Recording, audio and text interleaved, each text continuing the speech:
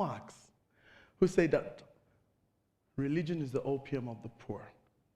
Religion has been historically used as a means to systematically oppress, suppress, and take control of resources by the elite from the poor. And please don't confuse it with spirituality. Now, as a reverend, I'll focus on Christianity, but Islam and traditional beliefs do certainly take their own share. Here I am, a reverend, okay? And why would I speak so critically of religion? Well, let me tell you a few things about myself. First, I'm a born-again Christian. I'm spirit-filled.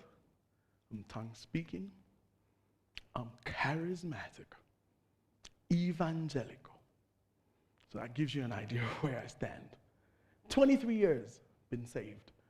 17 of those years, a minister of the gospel. Sat under some of the most amazing human beings, but also sat under some very interesting people. I learned something very interesting in that period. I learned that a number of people within religious institutions aren't really about shepherding, grounding, discipling, and releasing, but more about manipulation, control, and selfish gain. But I think the biggest lesson that I learned is just how religion, and I really use that word, religion, shackles people to personalities and institutions. I learned a very bitter truth, and here's that truth. Religion is the #1 tool for mind control from the elite for the ordinary. Now, there are five distinct ways that this happens. Now, before I do so, I have to give some credit to something. Most people, especially for me as a Christian, know Jesus Christ. That's who we follow. What is amazing is that Jesus Christ was perhaps one of the most anti-religious people I ever came across. In fact, Jesus, throughout his life on earth, preached the kingdom, not institutions. He was so anti-religious that in Matthew chapter 23 in the Bible, you get an entire scathing attack against the religious leaders of the day. So scathing that it literally sealed his fate, death by crucifixion. So, let's ask ourselves this question. Exactly how has the ruling class used religion to oppress and suppress? So let's walk you through 5 key ways that I've learned. The first one is that they've used it as a means of control. Okay, so religion has been used throughout history to ensure that the elite can take control of the simple. And they've done this in 3 very specific ways. The first is to push the concept of martyrdom. And what's that? That's basically the idea that you go out there and you do all you can, including dying, if possible, for the purposes of your religious agenda. What's so interesting is that this is done for leaders. But the saddest part, though, is that some people are so fervent about this that they go as far as blowing up people, as we know very well, through the antics of Boko Haram and Al-Shabaab. The second method is the suffering model. Okay, pie in the sky, life will be good for you when you get in the kingdom of the hereafter. So suffer, suffer, suffer. The more you suffer, the holier you are. The irony, as always, is that it's the disciples that suffer. The third one is that money is evil. And there's 2 really badly misquoted scriptures that are used to exacerbate this. The first one, and you all know it, it is easier for a camel to go through the eye of a needle than for a rich man to enter the kingdom of God. And the second one, just as badly misquoted, the love of money is the root of all evil. Ladies and gentlemen, those two statements have done more harm towards wealth creation and the concept of wealth in Africa. Global Finance Magazine 2020 figures. Of the 20th poorest countries in the world, 16 are in Africa. 16. I mean, just think about that. Ask any African. We pray the most. We fast the most. We're the most fervent religious people I know. And yet, all the poverty. So does that mean prayer doesn't work? Of course it does. All I need to do is just point you to countries that are religious but very rich. The USA, Israel, United Arab Emirates, Bahrain. So if there are countries that are rich, yet there are people that are poor like us, something's wrong. Anyway, let's get back to our list, shall we? At number 4, or is it number 2? Let's go with number 2 because that was number 1. So number 2 is the justification of kingdoms and empires. There's a reason, ladies and gentlemen, why in chess you have castles, you have king, queen, and a bishop and a knight. You see, there is no greater person that can justify political control than a religious person. And so, throughout history, religion has justified the elite. They call them the noble. They call them the blue blood. And if you bring it close to home, they're called the anointed. Third is slavery. And it's one of the darkest chapters in the history of mankind.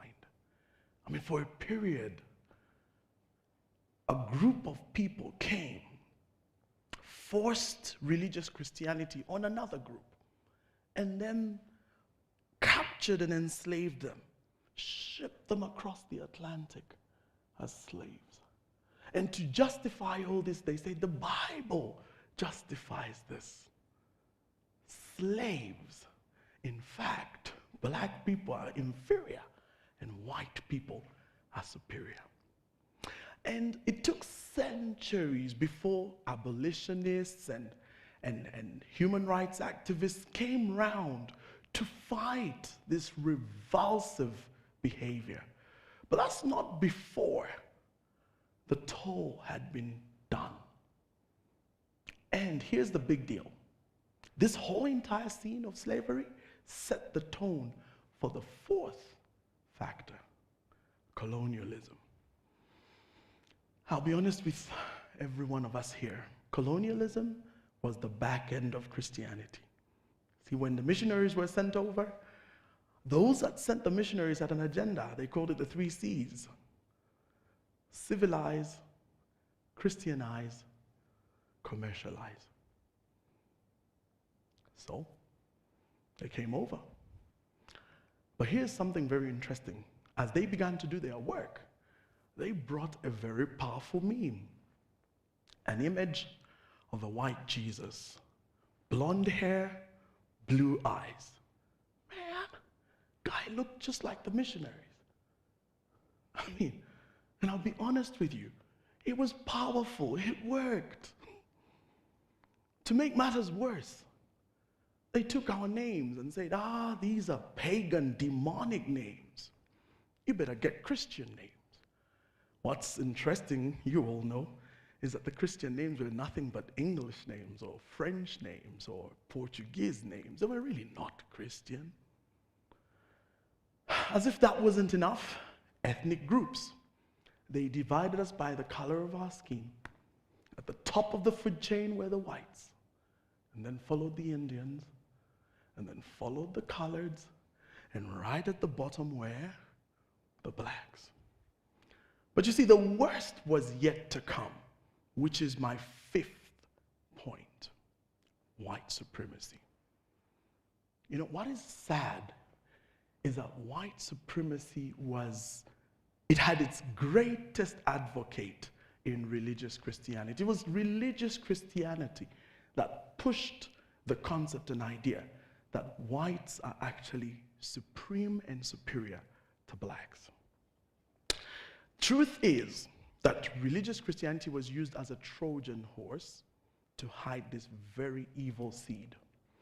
And of course, don't forget the linguistic terms like white is good, black is bad, white-listed, black-listed, white market, black market. Throw in a good chunk of slavery, apartheid, Jim Crow laws, really justified again by the Bible. And then this was enforced by the use of lynching, killing, disenfranchisement of black people, inferior education, inferior opportunities. And what that did was essentially kept the black people enslaved through conditioning. And bear in mind, this took centuries. The seed that was further sown, which is so evil also, was the use of linguistics, language, words. I apologize in advance because this is TED, but I have to use this word. One good example of the use of words, caricature, terminologies, is the word nigger.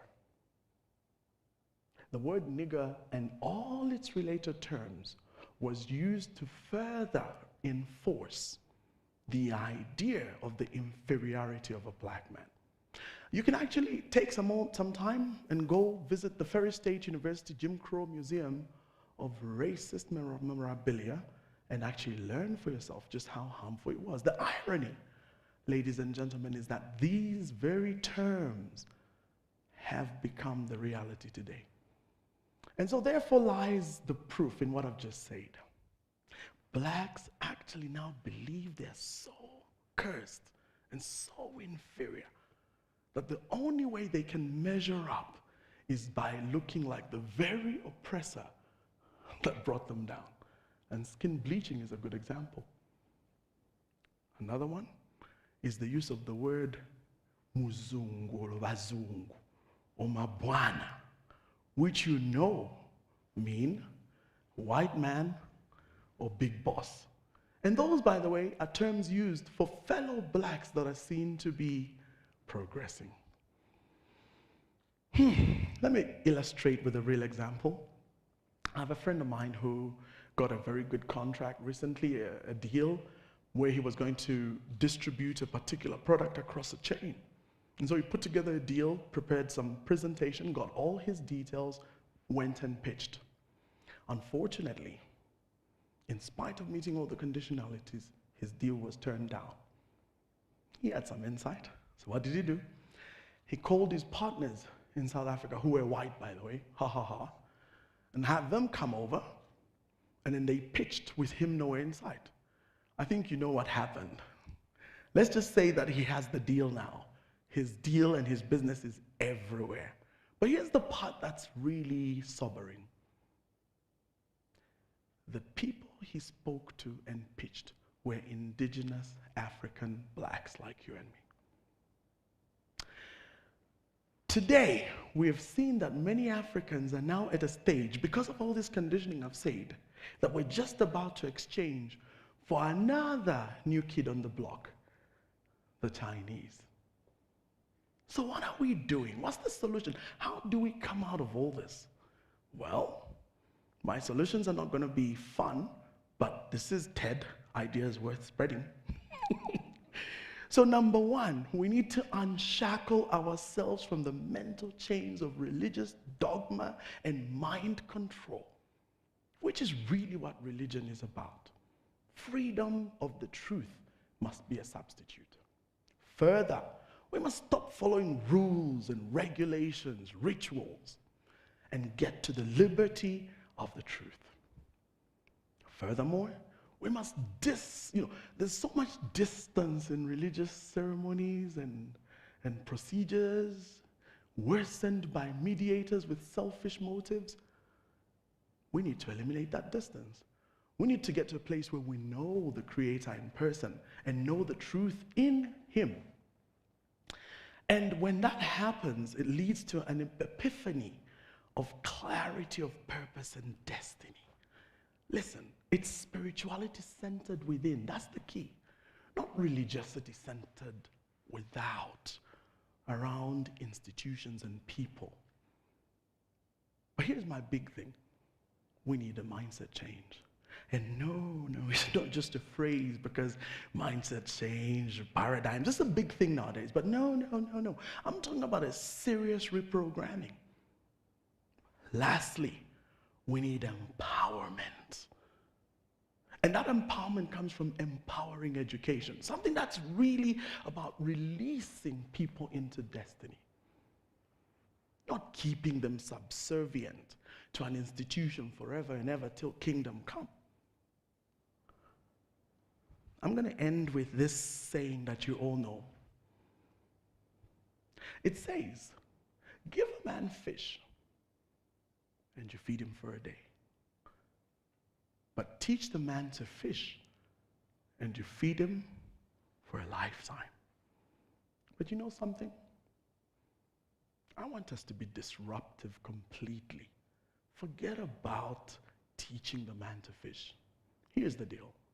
Empower the man to own the lake. And you feed him for generations after him. Ladies and gentlemen, Africans must learn the empowering truth and will no longer be in severe bondage of religion and its impoverishing hold. But instead, we'll see wealth for all citizens of this very rich continent. I thank you.